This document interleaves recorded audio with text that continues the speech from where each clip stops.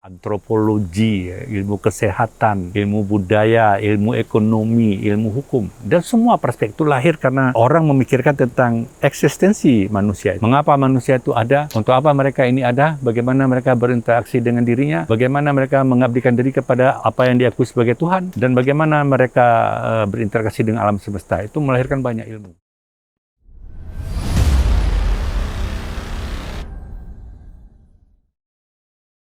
Assalamualaikum warahmatullahi wabarakatuh. Salam generasi humanis, bahagia selalu. Di background itu terbentang alam luas ciptaan Tuhan. Dan alam sebenarnya menjadi obsesi pertama ya orang-orang Yunani kuno. Mereka melihat alam semesta. Ada apa dengan alam semesta? Dan pengkajian-pengkajian ini sebenarnya ada di dalam kajian filsafat. Nah, sebelum melangkah ke sana, ya, apa itu filsafat? Filsafat sebenarnya dalam bahasa Yunani, philen artinya cinta, dan sophia artinya hikmah. Jadi, philo dan sophia, cinta terhadap hikmah. Jadi, orang yang berfilsafat itu disebut dengan filosof. Jadi, filosof itu sebenarnya adalah orang-orang yang cinta terhadap hikmah. Generasi humanis yang berbahagia, mengapa orang cinta kepada hikmah?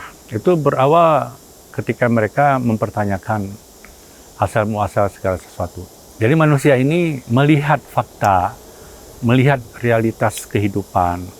Mereka melihat fenomena alam, bagaimana dinamika kehidupan yang mereka lalui.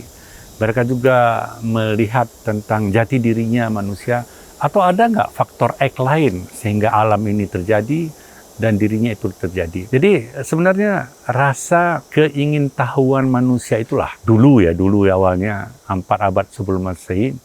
Mereka mempertanyakan itu, mempertanyakan kehidupan, mempertanyakan asal-muasal alam semesta, mempertanyakan diri mereka sendiri, bagaimana keterhubungan diri mereka dengan alam semesta, dan ada faktor X lain sehingga mengapa alam dan manusia itu ada. Oleh karena itu, itulah sosok manusia-manusia yang kagum terhadap proses kehidupan. Manusia yang kagum terhadap alam, ya, alam yang terbentang luas. Manusia-manusia yang kagum terhadap dirinya. Seseorang itu kagum terhadap realitas, seseorang itu kagum terhadap proses penciptaan, seseorang itu kagum. Mereka ingin mencari tahu sebenarnya. Jadi seluruh aktivitas berpikir itu mereka tumpahkan agar supaya keingintahuan mereka itu dijawab. Apa asal-usul alam semesta? Itulah dulu pada 4 abad sebelum Masehi di Yunani tentunya orang-orang memikirkan yang pertama sekali adalah tentang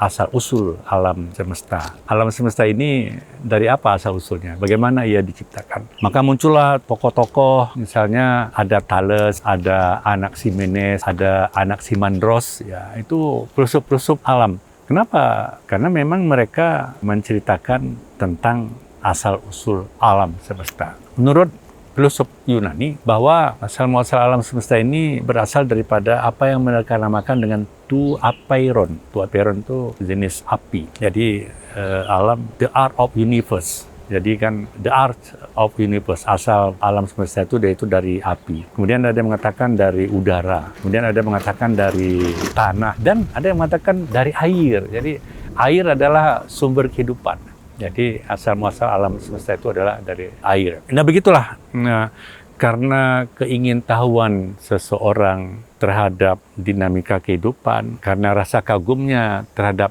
ciptaan-ciptaan dimanapun berada, karena keingintahuan inilah didorong dengan pertanyaan-pertanyaan. Apa?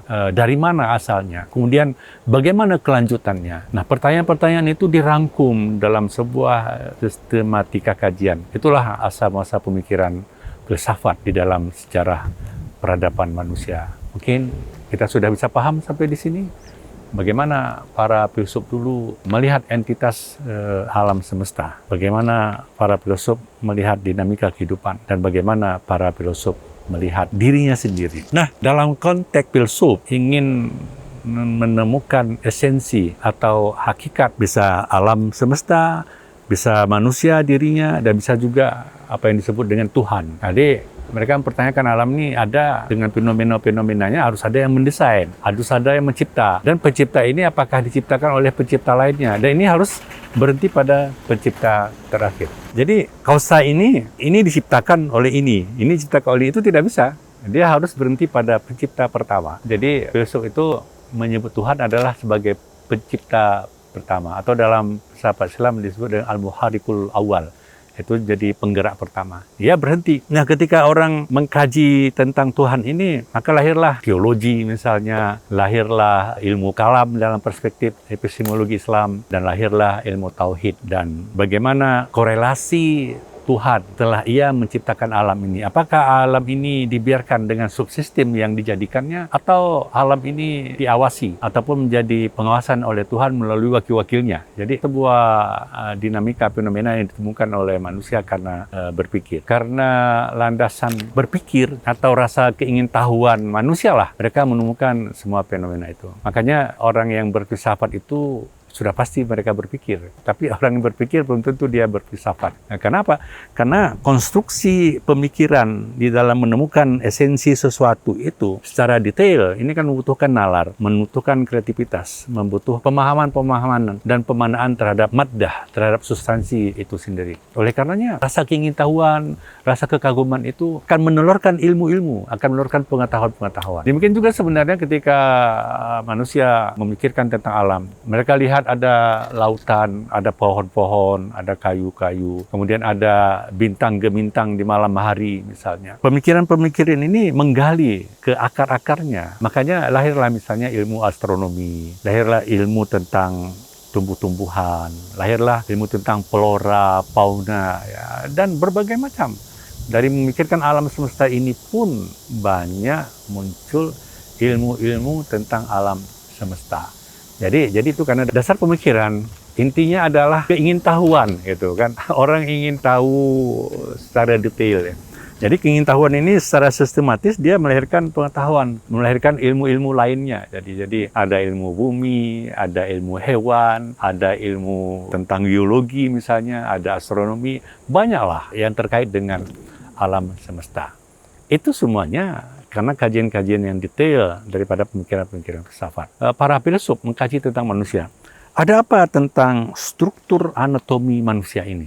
Manusia ada tulang, ada mata, ada alat dan sebagainya. Jadi ada struktur-struktur, punya jantung, punya hati dan sebagainya.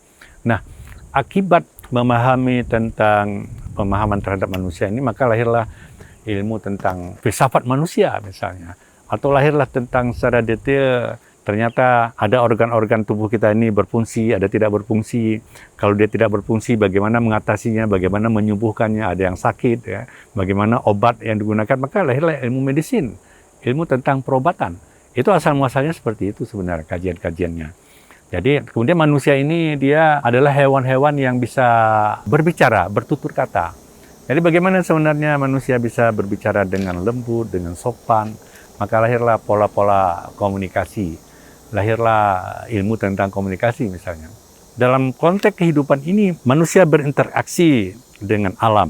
Manusia melakukan interaksi ataupun beribadah dengan Tuhan, dengan Allah Subhanahu wa Ta'ala. Maka ini lahirlah tentang ilmu-ilmu itu semua. Ketika manusia berinteraksi, jadi manusia ini tidak bisa hidup sendiri. Ada tata cara, pola bagaimana seorang anak manusia dengan anak manusia lain bisa berinteraksi. Ada pola komunikasi, maka tatanan-tatanan ini melahirkan ilmu sosial misalnya. Ternyata dalam memenuhi kebutuhan hidup, ada terjadi pelanggaran, ada terjadi kriminal, maka ada ilmu kriminal, ada ilmu kejahatan, kepolisian dan sebagainya, ada ilmu hukum.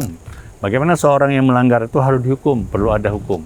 Dan biasanya karena manusia berinteraksi dengan alam, manusia berinteraksi dengan entitas lainnya, maka manusia itu memiliki karakter ataupun peradaban. Maka lahirlah ilmu budaya. Jadi ada sisi untuk memaknai manusia ini banyak sumber-sumber ilmu lainnya. Tadi kembali kepada 3 hal tadi. Yang pertama, ketika belajar Tuhan ada ilmu-ilmu lain yang lahir. Kemudian ketika memaknai alam semesta juga lahir ilmu-ilmu lain. Dan ketika memahami manusia juga lahir ilmu-ilmu lain. Ada ilmu politik, antropologi, ilmu kesehatan, kesehatan, ilmu budaya, ilmu ekonomi, ilmu hukum. Dan semua perspektif itu lahir karena orang memikirkan tentang eksistensi manusia. Mengapa manusia itu ada? Untuk apa mereka ini ada? Bagaimana mereka berinteraksi dengan dirinya? Bagaimana mereka mengabdikan diri kepada apa yang diakui sebagai Tuhan? Dan bagaimana mereka berinteraksi dengan alam semesta? Itu melahirkan banyak ilmu. Nah, di sini artinya apa? Dulu filsuf telah memikirkan eksistensi, menjembatani tentang hikmah, butir-butir hikmah kehidupan, butir-butir hikmah eksistensi manusia, butir-butir hikmah pemahaman terhadap eksistensi alam manusia, itu telah melahirkan banyak cabang ilmu. Artinya apa? Makanya